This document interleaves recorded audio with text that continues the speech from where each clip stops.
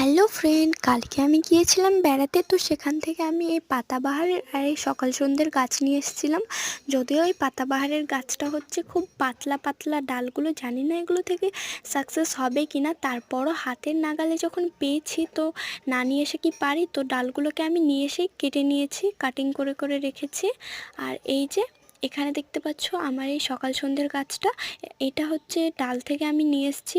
তো আমি গাছের গোড়ায় অনেকগুলো চারা গাছ খুঁজেছি কিন্তু পাইনি, তাই বাধ্য হয়ে ডাল এনেছি। এমনিতেও এর কোনো ভ্যারাইটি আমার ছাদে নেই, তো জানি না এগুলো থেকে সফলতা পাবো কি না।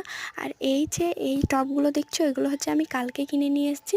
তো এই টবগুলো খুব শক্ত আর খুব ভালো, কারণ আমার এই যে স্থলপদ্ম আর পঞ্চজবার ডাল বসিয়েছিলাম, তো সেগুলো থেকে আমি সাকসেস পেয়ে গিয়েছি। তাই এই টবগুলোতে বসানোর জন্য এই টবগুলো কিনে নিয়ে এসেছি। তো এখানে আমি 6টা টব কিনেছি, আর এর দামও খুব কম।